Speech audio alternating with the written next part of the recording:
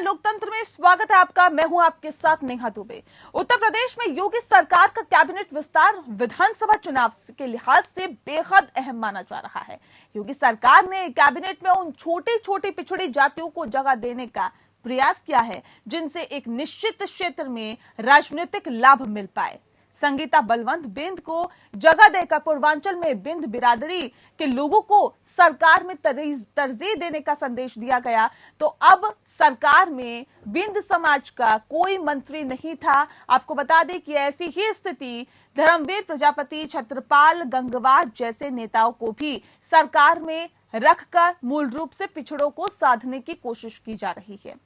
BJP ने गैर Yadav OBC की तरह ही गैर जाटव दलितों को भी साधने के लिए खटीक समाज से 2 मंत्री बनाए हैं। तो एक सोनभद्र के गौंड समाज के अनुसूचित जनजाति को दिया गया है। इसी तरह बीजेपी ने मंत्री बनाकर उनके सियासी कद बढ़कर उनके समाज को साधने का दांव भी चला है।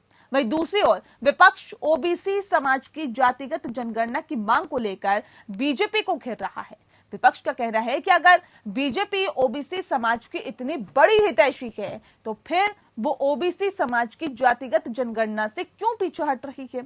इस मोर्चे पर विपक्ष को बीजेपी के सहयोगी नीतीश कुमार का भी समर्थन मिल रहा है।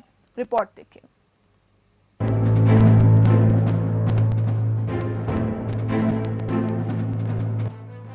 उत्तर प्रदेश में अगले साल की शुरुआत में विधानसभा चुनाव होने हैं।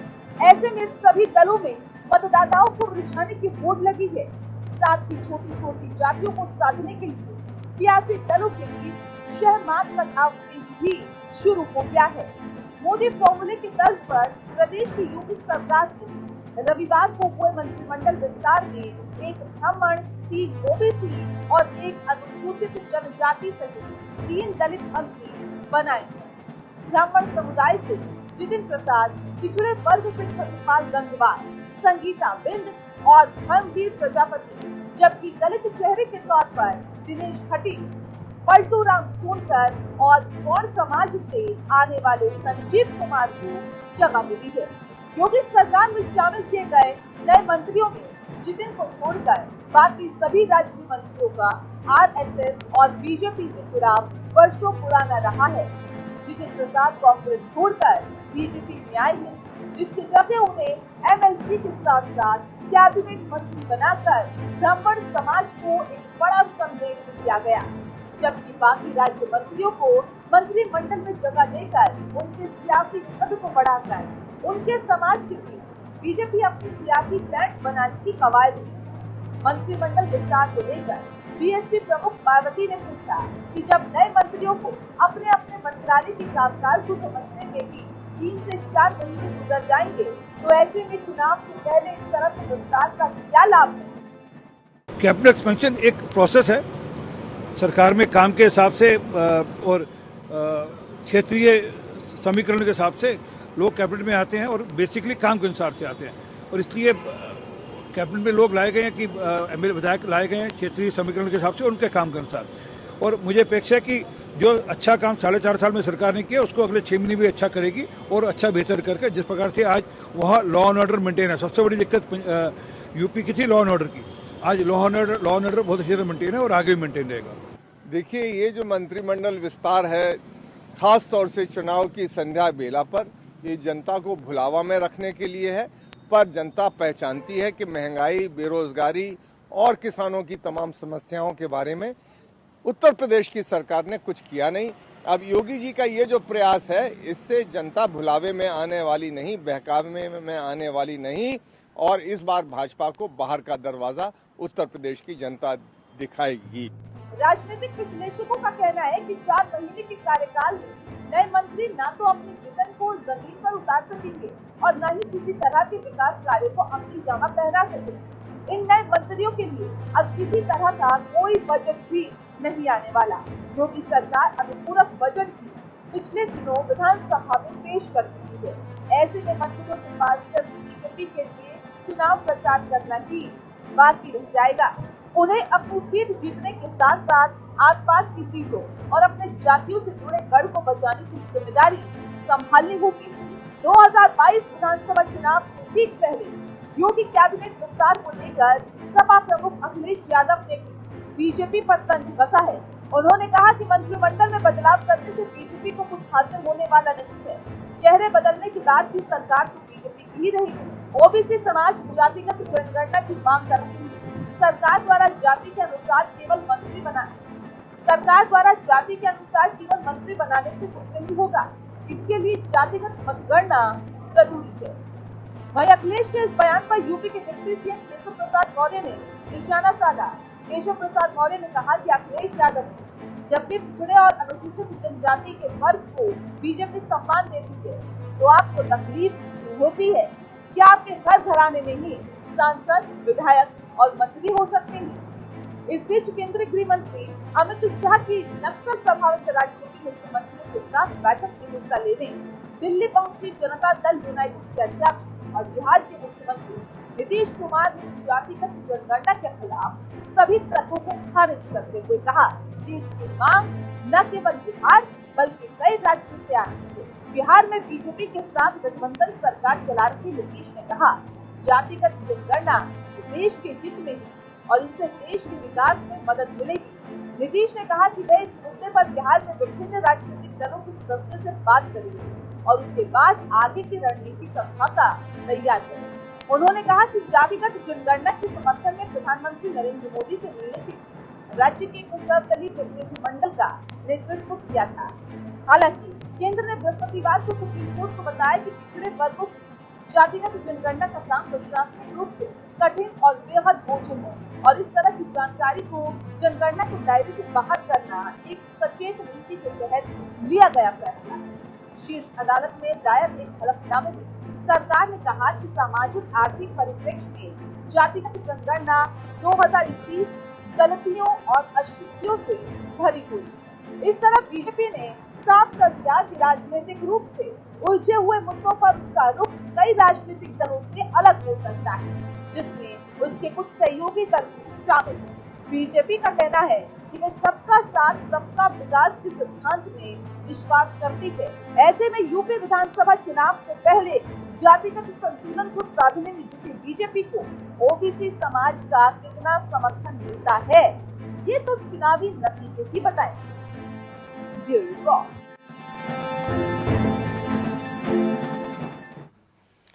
तो हर वर्ग को साधने की कोशिश यहाँ पर की गई है योगी सरकार की तरफ से, लेकिन कितना साथ और कितना लोगों का विश्वास मिल पाता है ये वाकई देखने वाली बात होगी। बहरहाल इस पूरे विषय पर तफसील से चर्चा करने के लिए हमारे साथ खास मेहमान मौजूद हैं, उनसे आपका परिचय करा देते हैं। डॉक्टर विजय खैरा जी इस वक्त हमारे साथ हैं, स्पोक पर्सन है बीजेपी के। साथ ही प्रोफेसर विजय राठी जी हमारे साथ जुड़ गए हैं, स्पोक पर्सन है सपा के। और इस वक्त हमारे साथ संजय सिंह जी जुड़े हुए हैं जो कि स्पोक पर्सन है कांग्रेस यूपी के। आप सभी का बहुत स्वागत है।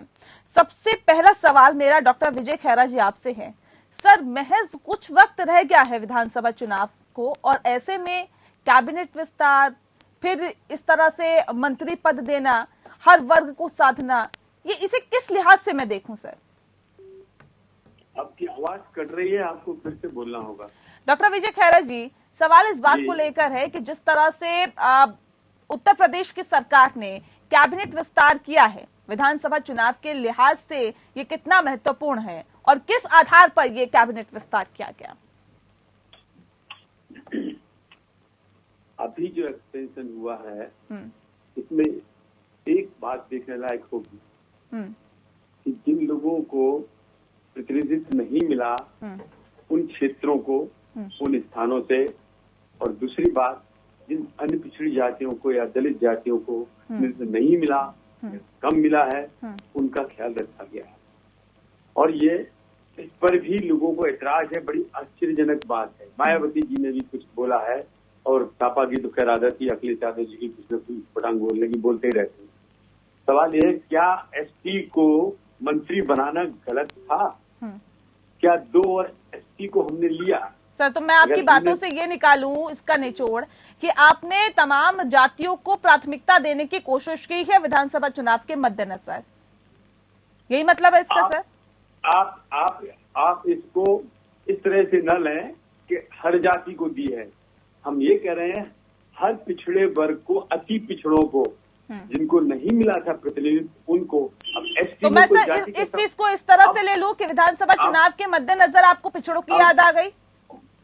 अब एसटी को आप ये तो नहीं बोलेंगे कि हमने किसी जाति से ले लिया, किसी एसटी को अगर मंत्री बनाया गया है, ये तो कोई नहीं कह सकता है सर। तो इस तरह से ले लें कि विधानसभा चुनाव के मद्देनजर अब सरकार को पिछड़ों की याद आ गई, लिहाजा उन्हें आगे बढ़ाने की कोशिश की जा रही है, या फिर सरकार रेवड़ियां बांट रही है सर मंत्री पद देकर। रेवड़िया का क्या सवाल हुआ इसमें, रेवड़ियां बांटने का? ये क्या है सर, बताइए ना, ये क्या है सर? विधानसभा चुनाव बेहद नजदीक है, अब मंत्री पद आप दे रहे हैं, 6 राज्य मंत्री बना देते हैं, कैबिनेट में बना देते हैं मंत्री। सर क्या वो इन 4 या 3 महीनों में क्या अपने कामकाज को समझ पाएंगे, क्या कुछ कामकाज कर पाएंगे, क्या अपने बजट उन्हें दिया है? बजट भी पहले आ चुका है सर, तो फिर इस विस्तार का मैं क्या मायने निकालूं सर? रेवड़ियां अगर बांटना होती तो अभी और भी मंत्री बनाए जा सकते हैं। हमने तो जितनी मंत्री की संख्या हो सकती है उससे काफी अभी कम ही है, इसलिए रेवड़ियां बांटने वाली बात तो अब बेकार ही हो गई, क्योंकि अगर बांटना होती तो और बांट देते, हम किसी को बांटते तो बांटने का तो सरकार है, आप कुछ भी कर सकते हैं। खैरा साहब आपने 3 प्रश्न किए हैं, मैं एक एक करके जवाब दूं। बिल्कुल। दूसरा आपने कहा क्या वो इतने दिन में सीख लेंगे? जो आदमी 4 साल विधायक रहा हो, जो आदमी 10 साल विधायक रहा हो, उसको सीखने का क्या सवाल है? वो तो रोज ही सीखते हैं। जनता से जुड़े लोग, कोई 20 साल के बाद बनता है, कोई 10 साल बाद बनता है। सर चुनाव से 4 महीने पहले अगर बनता है तो इसके क्या मायने हैं? मेरा तो सीधा सा सवाल है कि आप सबको मौका दीजिए, लेकिन क्या ऐसे ही अब सरकार चलेगी कि 4-4 महीने के गैप में मंत्री चेंज होंगे, सबको मौका दिया जाएगा? 403 विधानसभाओं में अगर आपका तकरीबन 350 से ज्यादा या उसके आसपास अगर विधायक है तो सबको मौका दिया जाएगा क्या खैरा साहब? मंत्री बनाने के लिए ये सतत प्रयास रहता है, ये एक दिन की बात नहीं होती है। जब तक भी सरकार चलती है 5 वर्ष के लिए सतत प्रयास रहता है कि हम हमेशा बेहतर से बेहतर मंत्रिमंडल बना सकें। बेहतर से बेहतर, उसमें बेहतर का सवाल ये नहीं है कि सबसे अधिक शिक्षित लोग आ जाएंगे, सबसे आगे सारे के सारे भारी योग्य आ जाएंगे। हर तरह के लोगों को रखा जाता है। आपने देखा होगा वो प्रधानमंत्री कपिल देवी लाल जी भी बने थे। अगर आप इसको शिक्षा से जोड़ें तो गलत है, अगर आप जाति से जोड़ें तो भी गलत है। सर सीधे से बताइए सर सीधा सा मेरा सवाल है सर। खैरा साहब आप बहुत स्ट्रेट बोलते हैं और मुझे बहुत अच्छा लगता है सुनकर कि आप बिल्कुल मुद्दे पे ही रहते हैं। मुद्दे पे ही रहिए सर, अनुरोध करूंगी आपसे। इस मंत्री ये कैबिनेट विस्तार के मैं क्या मायने निकालूं? क्या जातिगत आधार पर ये विस्तार किया गया है, या फिर चुनावों के आधार पर ये विस्तार किया गया है, या फिर जो मंत्री है वो अच्छा काम नहीं कर रहे लिहाजा इन मंत्रियों को लाए गए? क्या वजह है सर इसके पीछे? खैरा साहब मुझसे पूछा? जी आपसे ही पूछा। आप कुछ और हमारे सामने दिखाई नहीं दे रहा ना स्क्रीन में। नहीं, काम सब ठीक हो रहा है। काम का सवाल हमेशा क्या है, इंजन चलाता है गाड़ी। एक बात निश्चित है, कभी कोई ट्रेन चल रही तो इंजन चला, हवाई जहाज हो तो उसका कैप्टन चलाता है। हमारे पास ऐसा कैप्टन है जो जिसने हिंदुस्तान का इतिहास बदल दिया है। डबल इंजन की गाड़ी का मतलब यह गाड़ी इतनी तेजी से चल रही है, वही हम बार बार कहते हैं। जो सबका विकास वाली बात कहते हैं वो भी वही है। हमारे पास एक ऐसा नेतृत्व है जिसके पास विजन है, जो विजनरी है, जो दूरदर्शी है, जो समझता है, जो गरीब का दर्द समझता है, जो किसानों का दर्द समझता है। अभी किसानों की बात फिर आएगी, उस पर बहस करूंगा। ठीक है, चलिए सपा के नेता भी हमारे साथ जुड़ा हुआ है, कांग्रेस के नेता भी हमारे साथ जुड़े हुए हैं। विजय राठी जी का रुख कर लेते हैं। राठी जी सवाल इस बात को लेकर है, अखिलेश यादव बोलते हैं कि जातिगत आधार पर मंत्री बनाने से कुछ नहीं होगा। सर क्यों आप लोगों को ऐसा लगता है? बीजेपी तो पुख्ता तैयारी कर रही है और इससे पहले जो निर्णय लिए गए हैं उसके मुताबिक भी कहा जा सकता है। डर गई क्या सपा? नहीं देखिए नेहा जी, आप मुझे सुन पा रहे हैं? जी बिल्कुल सुन पा रही हूँ। देखिए ये सब लोग देखते हैं, बहुत बड़ी चीज नहीं है बताने वाली कि अभी जिस समय पे सरकार का जाने का समय है उस समय पे इन्होंने पिछड़े वर्ग से और दूसरी कम्युनिटी से, चाहे वो एससी हो या पूरे प्रदेश से इधर उधर से 7 मंत्री इन्होंने बनाए हैं। इसमें बहुत बड़ा कोई गणित नहीं है कि अभी 2-3 महीने बाद आचार संहिता लग जाएगी। क्या वो काम कर पाएंगे इस चीज में, ये सब जानते हैं। तो इसलिए सिर्फ रिझाने के लिए, दिखाने के लिए कि साहब हमने ये वर्ग भी ले लिया, वो वर्ग भी ले लिया। देखिए जो पहले से मंत्री थे ओम प्रकाश राजभर जी मंत्री थे इनकी कैबिनेट में, और इन्हीं को पूरे 4 साल 4.5 साल गरियाते रहे, ये कुछ नहीं कर पाए। अगर उन्हीं की सुन लेते तो भी शायद कुछ भला हो जाता, लेकिन लास्ट के 2-4 महीने में मंत्री बनाने से, ठीक है, इससे कोई बहुत बड़ा डिस्कशन है ही नहीं। सब जानते हैं, सब जगह ये चर्चा है कि लास्ट में 2-4 आने से कुछ नहीं हो। और समाज भी जिस समाज से बोल रहे हैं वो लोग भी धरातल पे इस चीज को जानते हैं कि मंत्री बनाने से, मात्र मंत्री बनाने से अगर ऐसा होता कि इस पार्टी की तरफ चला जाता तो 4-4 दिन, 2-2 महीने, 3-3 महीने सारे विधायकों को मंत्री बनाया जाता हर कम्युनिटी से, और इसी तरीके से विकास की जरूरत नहीं थी। ठीक है, संजय सिंह जी का रुख कर लेते हैं। सर, मैं लौटूंगी आपके पास। संजय जी, क्या लगता है आपको, जो उत्तर प्रदेश में कैबिनेट का विस्तार हुआ है, किस तरह से कांग्रेस इसे देखती है? देखिए, योगी सरकार जो है बनने के बाद जो उसने विकास और रोजगार को लेकर वादे किए थे, वो विकास और रोजगार और ऊपर से बढ़ी हुई महंगाई और इससे पूर्ववर्ती सरकार में जो कानून व्यवस्था बिगड़ी थी, बढ़िया कानून व्यवस्था देने का वादा, इन सब मामलों में जब फेल हो गई है तो वो तमाम तरह के कोशिशें कर रही है, चुनाव प्रचार में कैसे उतरे हैं इसके लिए वो प्रयास कर रही है। कोरोना में योगी सरकार ऑक्सीजन देने में फेल हो गई थी, उसके बाद कोरोना खत्म होने के बाद तुरंत जो है उसे चुनावी मोड में आ चुकी है। चुनावी मोड में आने के बाद इंडियन एक्सप्रेस में जो है ट्रांसफार्मर यूपी का एक ऐड दिया जिसमें अमेरिका की इंडस्ट्री दिखाई गई और कलकत्ता का फ्लाईओवर दिखाया गया, तो वहां भी जो है बड़ी छीछा लेदर हुई इस सरकार की। फिर उसके बाद इन्होंने यूपी नंबर 1 करके एक कैंपेन चलाया, इनकी केंद्र सरकार की रिपोर्ट आ गई, एनसीआरबी की रिपोर्ट आ गई कि अपराध में नंबर 1 है। तो कुल मिला के सरकार जो है पूरी तरह से फेल हो गई, तो उसे लगा कि अब चुनाव को चुनावी जातिगत मोड में ले जाना चाहिए और जाति के अनुसार चुनाव लड़ने के लिए इन्होंने ये मंत्रिमंडल विस्तार किया है। 100 दिन का समय भी नहीं बचा है आचार संहिता लगने में, और इनका ये मंत्रिमंडल विस्तार पूरी तरह से औचित्यहीन है और ये साबित करता है कि ये सरकार पूरी तरह से फेल है, इनके पूर्ववर्ती मंत्री पूरी तरह से फेल हैं। एक नई कोशिश है चुनाव में जाने की। ठीक है, ठीक है, इस पे रिएक्शन लेंगे विजय खैरा जी से। खैरा साहब, सवाल इस बात को लेकर है, जो हालात और जो स्थितियां हैं, कैबिनेट विस्तार एक बार फिर करना पड़ा, वो भी चुनाव से ऐन पहले। अब सवाल इस बात को लेकर उठ रहा है, क्या सरकार ने कोई काम नहीं किया? क्या विकास से दूर रही सरकार? कोरोना काल में जो प्रबंधन रहा वो कहीं ना कहीं सरकार के लिए घातक साबित हो सकता है। लिहाजा जनता का ध्यान भटकाने के लिए और जनता को गुमराह करने के लिए क्या ये कैबिनेट का विस्तार किया गया है, और क्या चेहरे बदलने से जनता सब कुछ भूल सकती है? खैरा साहब, सवाल मेरा आपसे था, ब्रेक पे जाने से पहले जल्दी से जवाब दे दीजिए। अभी ये बात कर रहे थे कोरोना की, अभी चूंकि इन्होंने वही चर्चा की, पहले उसी पे बताते थे। हमको बड़ा अच्छा लगता है जब वे कोरोना की चर्चा करते हैं, ताकि जनता तक सच तो पहुंचे, हमें भी बोलने का मौका मिले। यानी जिस उत्तर प्रदेश को कोरोना की प्रबंधन के लिए पूरे विश्व ने जिसकी प्रशंसा की हो, WHO से लेके ऑस्ट्रेलिया तक, जहाँ तक सबने कहा उत्तर प्रदेश में बहुत अच्छा काम हुआ है, हिंदुस्तान के अंदर सबसे अच्छा काम हुआ है, उस उत्तर प्रदेश में भी कहते हैं कोरोना में कुछ नहीं हुआ। अब इनका तो कुछ इलाज नहीं है, सबने देखा है, सब जानते हैं कितनी वैक्सीनेशन हमने कर दिए हैं, इतना अच्छा कंट्रोल हुआ है उत्तर प्रदेश के अंदर, किस तरह मुख्यमंत्री दिन और रात एक किए हुए थे जगह जगह जाके।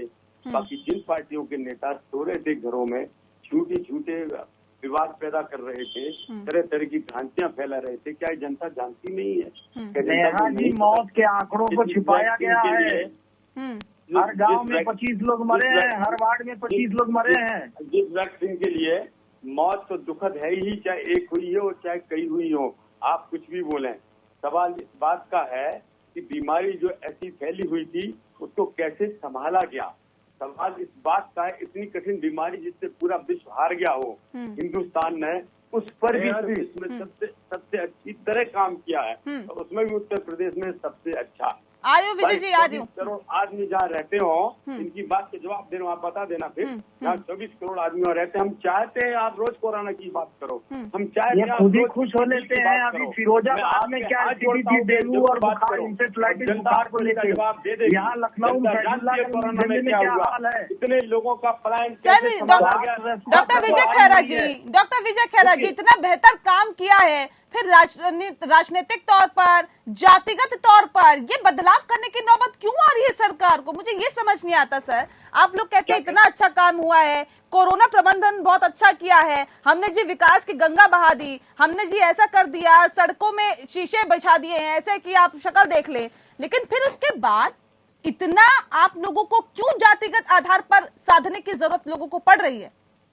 हम समाज में नहीं रहते क्या? हमें समाज का दर्द नहीं है क्या? सर 4 महीने पहले आपको दर्द याद आया है खैरा साहब? अगर बोलेंगे तो मैं जवाब नहीं दे पाऊंगा, प्लीज। जी बिल्कुल, रखिए कठिन क्वेश्चन रखिए अपनी बात। कठिन क्वेश्चन पूछते हैं, इतने कठिन प्रश्न आपके होते हैं कि 1 मिनट तो समझने में लग जाए आदमी को। ठीक है, रखिए जवाब देने दीजिएगा। मैं कह रहा हूँ कि समाज का दर्द जिस भी पार्टी को होगा, जिस राजनीतिक दल को होगा, उसे इसको हर समय इस पे विचार करना होगा। ये सतत प्रक्रिया है कि आज कैबिनेट एक्सपेंशन हुआ, कल फिर हुआ, 6 महीने पहले हुआ या 2 महीने पहले हुआ, सवाल इसका नहीं है। हर समय हर अलग अलग आवश्यकताएं होती हैं। आज अगर आवश्यकता इसकी आप जाति बोले भले बोले, लेकिन क्या ये कारण सही नहीं है कि हमने मेरठ, आगरा, बरेली, शाहजहांपुर से लेकर और सोनभद्र तक हम गए हैं, बलरामपुर, गाजीपुर, हमने हर जगह से रिप्रेजेंटेशन लिया है। क्षेत्रीय प्रतिनिधित्व भी 4.5 साल में याद आया। टुकड़ी जातियां और वो आपका सवाल नहीं है, वो हमारा सवाल है। हमारा जवाब है ये कि हमने आप 4.5 साल में क्यों किया, 6 महीना पहले क्यों किया, 9 महीना पहले क्यों किया, ये कब हमने एक्सटेंशन करना, कब नहीं करना, ये प्रेरोगेटिव है मुख्यमंत्री का। समस्या हमेशा ठीक है सर, ठीक है खैरा साहब, ठीक है। राठी जी कुछ कहना चाहते हैं, सुन लेते हैं। जी काफी समय दे चुके हैं। देखिए सच्चाई ये है, माने या ना माने, जो मिसमैनेजमेंट उत्तर प्रदेश और पूरे हिंदुस्तान में हुआ और पूरी दुनिया ने देखा। मैं कुछ वाक्य में बताना चाहता हूँ। किसी मौत पे धर्म कर्म भी रोता है, क्योंकि क्रियाक्रम का भी पैसा नहीं होता है। खुद के धिकारता हूँ मैं ऐसे विकास पर जो कफन भी देना पाया गरीबों की लाश पर। ये हाल प्रयागराज का लेकर प्रयागराज से मेरठ और सहारनपुर तक आप क्या बात करते हैं? आपने कौन सा मैनेजमेंट किया कोरोना पर? किसने आपकी तारीफ की? आप भूल गए आपके आगरा के विधायक?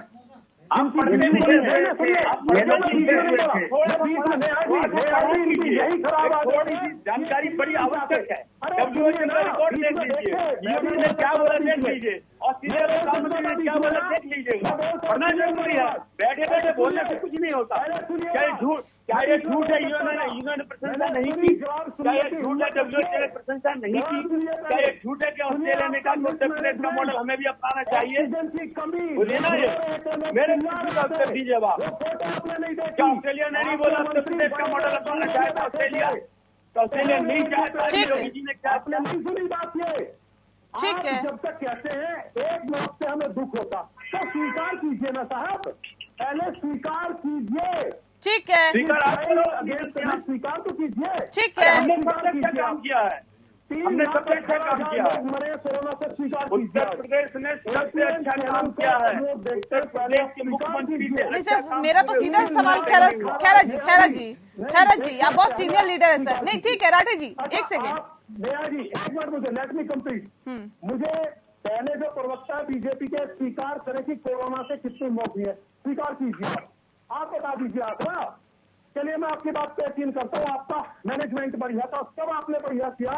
कितनी मौत कोरोना से हुई और आज 3 पे बता दीजिए ऑक्सीजन की कमी नहीं थी, बोल दीजिए सबके सामने। चलिए सारा टाइम मैं अपने आपको दे देता हूँ, बोलिए आप। मैं आपको नहीं बता पाऊंगा, आप बोलिए कि कोरोना से ऑक्सीजन की कमी से एक भी मौत नहीं है और मैनेजमेंट बहुत अच्छा था। अरे आपके कैबिनेट मिनिस्टर नहीं एक्सपायर हुई क्या कोरोना से? बताइए आप। इनका मैनेजमेंट अच्छा था, लाशों को छुपाया जा रहा था, जलती हुई लाशों को गोमती नदी संजय जी ठीक है, राठी जी ठीक है। संजय जी एक महत्वपूर्ण सवाल ये भी है सर, इसमें कोई दो राय नहीं है कि जब विधानसभा चुनाव आते हैं जातिगत आधार पर तमाम जातियों को साधने की कोशिश की जाती है। क्या कांग्रेस उसमें पीछे है क्या, मुझे ये बता दीजिए। अगर टिकट भी दिया जाएगा तो क्या जाति को ध्यान में रखकर टिकट नहीं दिया जाएगा? कौन से क्षेत्र में किसकी तादाद ज्यादा है, इसको ध्यान में नहीं रखा जाएगा क्या? नेहा जी, टिकट जब दिया जाता है उस समय इस बात का ख्याल रखा जाता है कि हर जाति हर धर्म का प्रतिनिधि हो। फिर उसको जब हम चुनावी मैदान में भेजते हैं तो उम्मीद करते हैं कि वो अपनी जाति का, अपने धर्म का, अपने क्षेत्र का मुहर लगवा के आए कि वो प्रतिनिधि बन सकता है कि नहीं। ये चुनाव के पहले तो ठीक है ये प्रक्रिया, लेकिन चुनाव जीतने के बाद 4.5 साल तक सोए रहे और उसके बाद अगर जातिगत समीकरण साध रहे हैं या क्षेत्रीय समीकरण साध रहे हैं तो उसका मात्र एक कारण है कि ये तो हम ये भी कह सकते हैं कि सरकार का ये अंदरूनी मामला है, फिर इस पर निशाना क्यों साधा जा रहा है संजय जी?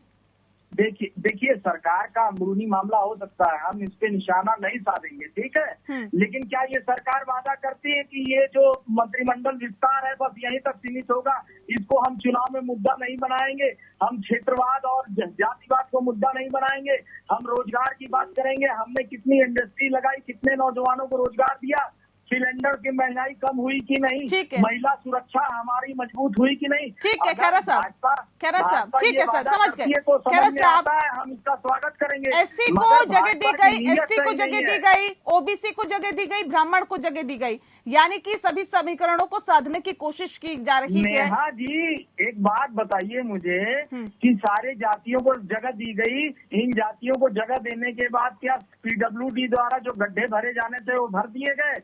लखनऊ में मेट्रो फेज 2 चालू हो गया, जो लखनऊ के अस्पतालों की बुरी व्यवस्था है वो ठीक हो गई। फिरोजाबाद में जो लोग मर रहे थे, जो बच्चे अभी मर रहे थे, जो फैजुल्लागंज में मर रहे थे, कोरोना में ये सरकार फेल थी। वर्तमान में ठीक है, रिएक्शन ले लेते हैं ना सर, रिएक्शन ले लेते हैं खैरा साहब से।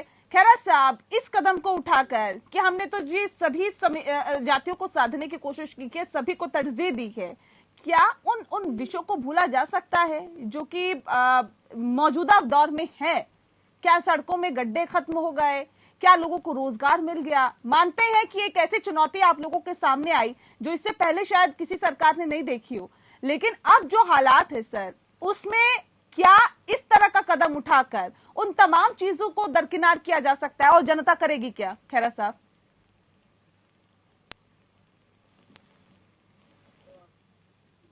चलाई है कि लाखों लोग अपने पैरों पे खड़े हो गए, लोन लेकर करोड़ों लोग, 4.5 लाख लोगों को हमने एम्प्लॉयमेंट किया।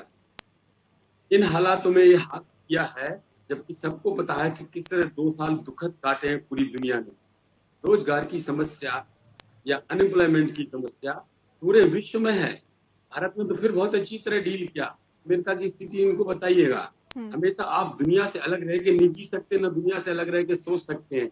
हम कॉम्पिटिटिव वर्ल्ड में जी रहे हैं, हम हमेशा एक दूसरे की तुलनात्मक दुनिया में जी रहे हैं, अकेले नहीं जी रहा है भारत। उससे अगर आप कंपेयर करेंगे तो हिंदुस्तान ने बहुत अच्छा किया है, लेकिन आपकी फुर्सत नहीं है ये सब करने की। आपको खाली ये कहना है कि लोग बेरोजगार हुए हैं, आपको ये नहीं सोचना है कि 2 साल फैक्ट्री 1.5 साल से बंद पड़ी हुई है, तो चलाएंगे तो जान का खतरा है। हमें जान बचाने की जरूरत ज्यादा थी, रोजगार से अधिक उस समय हमने जाने बचाई है, कायम किया है। उसमें रोजगार का अब आता है। दूसरी बात, जैसे जैसे मशीनी युग बढ़ेगा, आप जानते हैं कि एक बैंक में एटीएम से लग गए हैं, 20 लोग काम करते थे, 1 आदमी काम करता है, 20 कम हो गए। तो हमारी जो योजना है वो योजना है आप पर खड़ा करने के ऊपर, अपने पैरों के ऊपर, उसके ऊपर भारी काम किया है। लोग दिख रहे हैं, आप दे रहे हैं, आपको पेंशन दे रहे हैं, अब दिवाली तक को मुफ्त खाना और राशन पहुंच, सब झूठ है। ठीक है राठी जी, अगर उत्तर प्रदेश के 4 जिले विकास के मद्देनजर विश्व पटल पर रैंकिंग में नंबर 2 पर आते हैं, तो क्या आप ये कहेंगे कि सिर्फ महज विस्तार हो रहा है कैबिनेट का, काम नहीं हो रहा?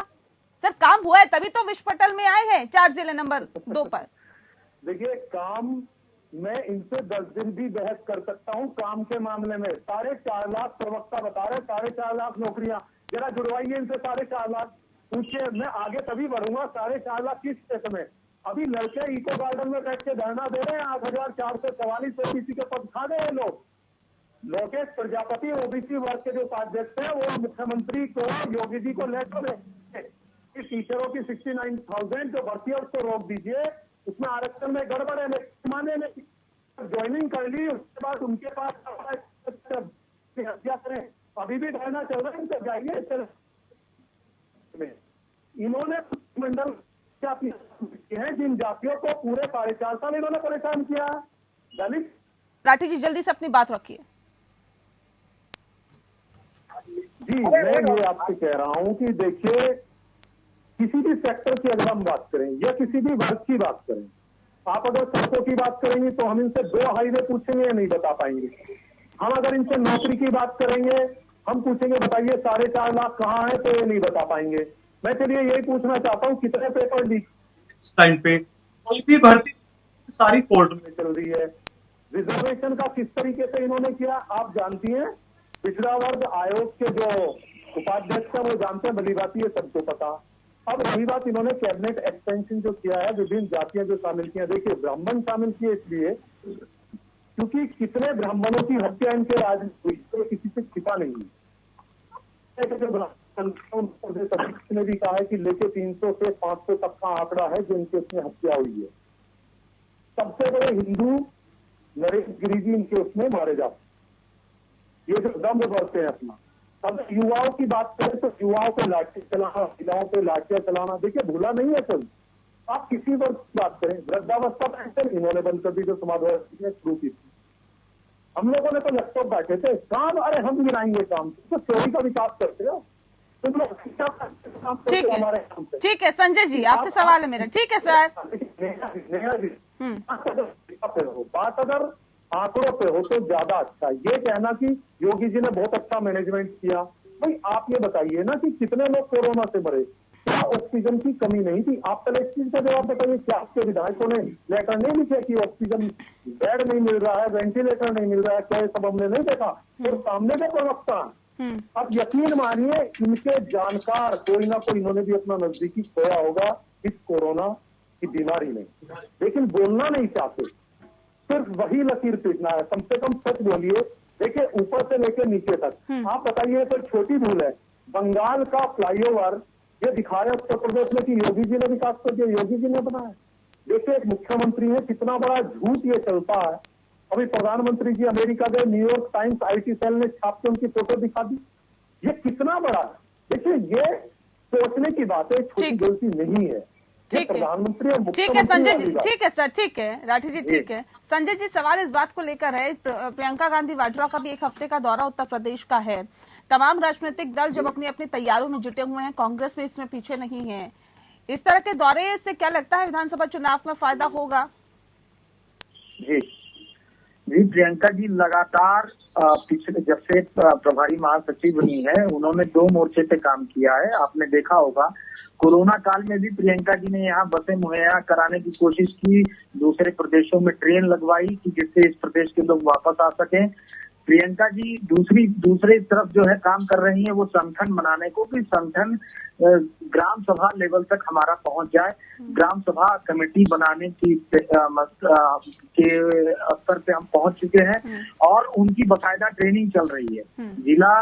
जिला से ब्लॉक, ब्लॉक से न्याय पंचायत से ग्राम सभा, और साथ साथ हम उसकी ट्रेनिंग करते चल रहे हैं। और दूसरी तरफ जो है, जो जनता के मुद्दे हैं और जो सरकार जो है जनता के खिलाफ जो काम करती है, उन मुद्दों पर लगातार प्रियंका जी लड़ रही है और कांग्रेस का कार्यकर्ता लड़ रहा है। और इस उम्मीद से हमें पूरी तरह से विश्वास है कि हम जो है इस बार सरकार बनाएंगे। अगर भाजपा 47 सीटों से सरकार बना सकती है तो कांग्रेस भी जो है एकदम जमीन से जो है सरकार बनाने की स्थिति में आ सकती है। और उसका मात्र एक कारण है कि जब तक कांग्रेस की यहाँ सरकार थी तब तक यहाँ सरकारी उपक्रम लगते थे रोजगार के लिए, यहाँ विकास का आधारभूत शिला रखी गई। यहाँ के जितने CSC PSC बने हैं, जितने बड़े, आप CGI देख लीजिए, उसी जमाने का जहाँ कोरोना के लिए सबसे बढ़िया माना गया उत्तर प्रदेश में। ठीक है खैरा साहब, के ये भी एक वजह है कि जहाँ कांग्रेस लगातार अपनी जमीन मजबूत करने की कोशिश कर रही है, सपा भी लगातार हर विषय पर अग्रेसिव मोड में है, ये भी एक विषय है क्या? ये जातिगत आधार पर कहीं ना कहीं विस्तार करना पड़ा। और एक महत्वपूर्ण सवाल इस बात को लेकर भी है कि सर अगर आप सभी धर्मों का, सभी जातियों का ख्याल रखने की बात करते हैं तो सर जातिगत आधार पर जनगणना कराने का विरोध क्यों फिर? इनकी बात जवाब दे लूं। ये अभी जो कह रहे थे कोरोना काल की बात कर रहे थे ना प्रियंका जी को लेकर, वो कांग्रेस जो 27 साल लेती है पोलियो की वैक्सीन बनाने में, वो कांग्रेस जो 45 साल लेती है बीसीजी की वैक्सीन बनाने में हिंदुस्तान में, उससे मुकाबला कर रही है। 22 वैक्सीन बनाने की यूनिट है पूरे देश में और केवल एक यूनिट चलाई जा रही थी। उसके पीछे क्या कारण है बताएगी भाजपा? केवल 2 कंपनियों को आदेश दिया गया काम करने के लिए, 22 कंपनियां क्यों नहीं काम कर रही थी बताएगी भाजपा?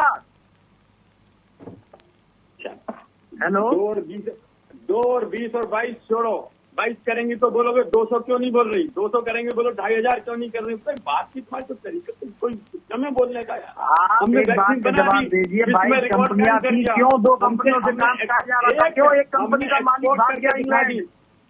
हमने एक्सपोर्ट करके क्यों कोविशील्ड का मालिक इंग्लैंड भाग गया?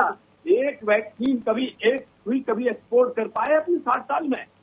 हिंदुस्तान जो जितने भी वायरल इंस्टीट्यूट बने वो सब कांग्रेस की देन है। भाजपा ने कुछ नहीं बनाया है। भाजपा केवल उन्हीं कांग्रेस की जो आधारशिला है, कांग्रेस ने जो नींव रखी है उसी पे भाजपा उसको चला ले, वही बहुत बड़ी बात। भाजपा ने कोई इंस्टीट्यूट नहीं डाले, कोई नई कंपनी नहीं डाली। मतगणना जनगणना जो होती है जातिगत आधार पर, उसका विरोध क्यों कर रही है बीजेपी? इतना हितैषी है तमाम धर्मों की। तो जातिगत आधार के ऊपर 2011 में जनगणना हुई, उस जनगणना में इतनी त्रुटियां थी, तब कांग्रेस का शासन था कि वो खुद ही नहीं कर पाई। इतनी गलत, A to Z गलत था, प्रशासनिक दृष्टि से ये संभव नहीं पाया गया। उस सरकार ने नहीं पाया, मेरे से नहीं, मुझे तो हमारी सरकार तो अब है, अब आप बात कर रहे हो। दूसरी बात, जनगणना के ऊपर क्या होना चाहिए, इससे नीतीश जी ने भी बोला। महाराष्ट्र गवर्नमेंट सुप्रीम कोर्ट चली गई, सुप्रीम कोर्ट में इस पर बहस हो चुकी है।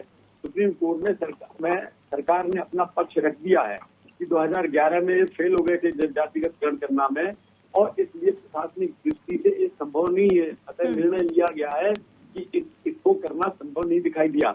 अब सुप्रीम कोर्ट ने उसमें सुनवाई है, अभी 27 तारीख या कोई तारीख आगे लगी हुई है।